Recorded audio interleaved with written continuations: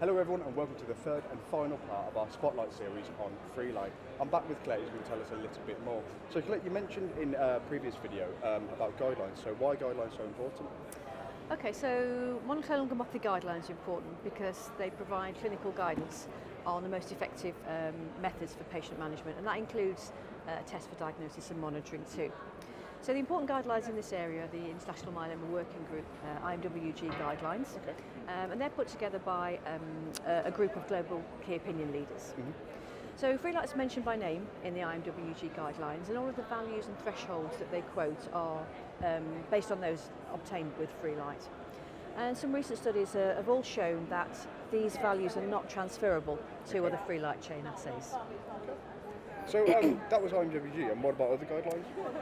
Okay, so in the UK we've got the NICE guidelines, and they recommend that you can use serum protein electrophoresis together with serum Freelite chain assessment, and that's when you want to detect monoclonal proteins if you've got a patient with suspected myeloma. The 2017 Danish guidelines similarly recommend this serum-only algorithm as well. Freelite's also in other national and regional guidelines, so again for guys in this area, it's also in the 2017 Swedish myeloma guidelines, and it's in the clinical practice guidelines from ESMO, and that's the European Society of Medical Oncology. And really, all this global recognition in guidelines should really provide our users with the reassurance that the test that they're using, this Freelite test, is well established, it's well used, and give them reassurance that what they're using is really state of the art. Fantastic. And what do those guidelines mean to the clinician?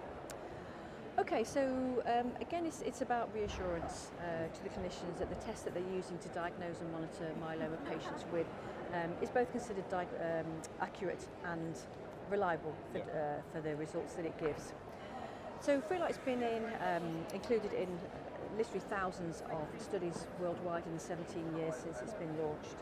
So this really means it's been tested extensively on huge numbers of patients in all the different types of monoclonal gammopathies, at the different stages of disease, so that's whether they're newly diagnosed or whether they're relapsed or refractory. These studies have been done in many different countries and on many different population types as well. And again, it's all this data that should really be giving our users confidence that the tests that they're using are accurate. Fantastic. Colette, thank you so much for your time. Cheers. Thanks, Paul.